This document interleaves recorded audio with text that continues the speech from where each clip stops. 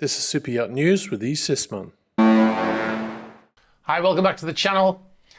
Okay, so the mega yacht Scheherazade may be on the move, according to sources with knowledge of the situation in Italy. Now, sources close to the vessel have told us that the 140-meter yacht is preparing to move after her modifications. Now, the super yacht has been in a dry dock facility in the Italian Sea Group shipyard getting upgrades, even though the yacht has been arrested by the Italian government because of the ties to the Russian President Vladimir Putin. And like I said, the yacht is currently in a dry dock, no water in there, having worked on what we think is a stern extension and other modifications to the vessel as well. As you can see in the footage here, this footage was recent. Even though the yacht is detained by the shipyard, the Italian government has allowed the registered owner to continue to pay for the yacht. Last year, the name put forward as the owner at the time was Edward Kutenatov, but he has since been added to the sanctions list as well. So it's possible the Italian government is accepting payments from a sanctioned individual for the upkeep of the yacht. Sources also tell us that the yacht has had a 2-meter stern extension, which, if correct, means the overall length of the yacht would now be 142 meters or 465 feet. And sources said that for now the yacht will move to a vacant berth on the other side of the main building, but will be moored, in the water and could very easily slip out of the shipyard with little notice. Now, if the yacht were to leave because it's basically blocked property and on the sanctions list, or the owner's on the sanctions list, then it would be a violation of those sanctions. Now, if you want to see more about this story, we did a recent video. I'll put a link up here. Now, we did a recent video. The video's done over 800,000 views now. So you'll see a lot of footage of the boat there as well and more information about what's going on. All right, so we'll move on to our next story. And this is about a fire on a luxury yacht in Sydney in Australia. A luxury yacht was engulfed in flames Friday. The vessel was moored at the Woolwich Pier in Sydney after being used that day by her owners.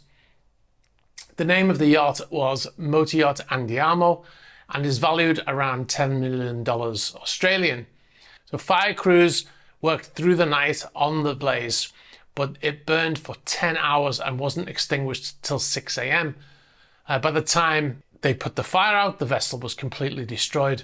The owners had just filled the yacht with 4,000 litres of fuel, which probably would explain the difficulties they had in extinguishing that blaze. Now, what remained of the hull sank and just left debris floating on the surface, as you can see in this video here. That was by a local news outfit in Australia. And the officials are saying there's nothing to suspect that the yacht fire was suspicious.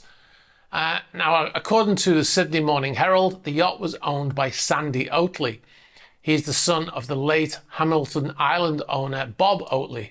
He purchased that island for $200 million. The Oatley family also owns Wild Oats 11, the 9-time Line Honours winner of the Sydney to Hobart yacht race. Now, there's been a lot of what I call accidental misinformation about this story. And this is because it's actually been really difficult to discern which boat this was. Now, a lot of the news, the mainstream media, talked about a 59-meter yacht, also named Andiamo, built by Pershing Yachts in Italy. That is incorrect. It was not that boat. We don't know how big this boat was, but you can see in the video footage here that was supplied by the news channel in Australia that it is not a 60-meter boat.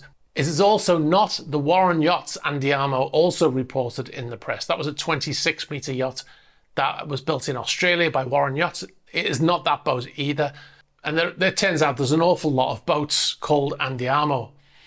The Fire and Rescue of New South Wales Superintendent Adam Dewberry said that the crews managed to contain the blaze, but the vessel was ruined and had largely sunk into the harbour, as you can see in the footage and the photographs on screen. He made a statement saying the initial firefighting efforts were not only to extinguish the fire, but to stop it spreading to a number of high-value vessels that were moored alongside the motor yacht. A young dockworker on site at the time moved those other vessels away from the fire, Dewberry said. Nobody was on board at the time, so there were no injuries, which is great news. If you've got any more information about this story, and if you know who built that yacht, and more specifics about the yacht, please get in touch.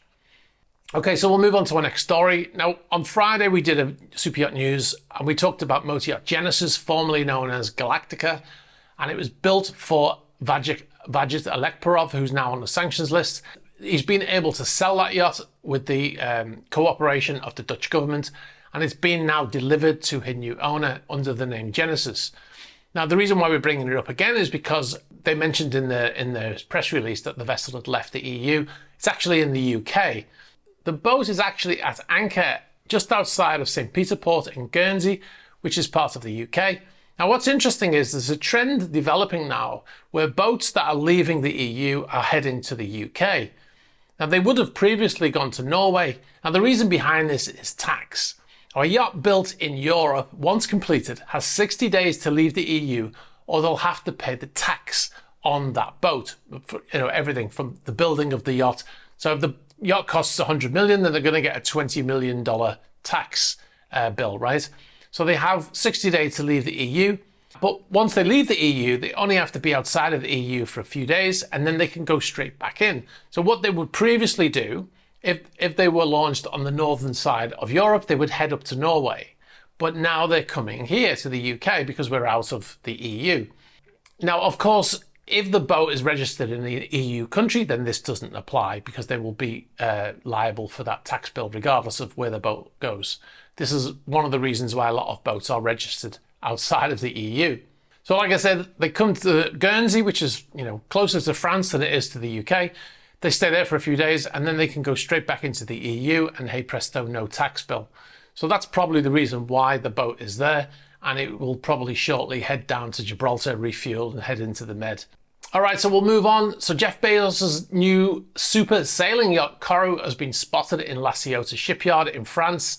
The 127 meter or 416 foot sailing yacht was delivered to Bezos earlier this year. His support vessel also was spotted in La Ciotat shipyards, Motor Yacht Abiona.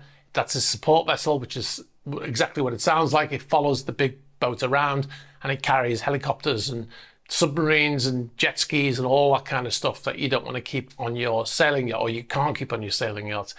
Now, why is the yacht in the shipyard? It could be warranty work, or it could be modifications. Maybe something that he wants. Maybe he wants a new pizza oven. I don't know. Now, the warranty work, yes, the vessel was built by Ocean Co in the Netherlands. It's not really feasible for the yacht to sail all the way back to Ocean Co. Remember what the problem we had getting it out of Ocean Co in the first place, with the masts being too tall and they had to take them downstream, and it was a big palaver. So they wouldn't want to do that. So what they probably do is they will hire either a space in another shipyard and send the technicians from Ocean Co, or they might ask La Ciotat technicians to do the work for them and they'll have, subcontract it to them. So that could be the reason why they're there. But anyway, we got some nice photographs sent in to us by one of our subscribers as the vessel came in.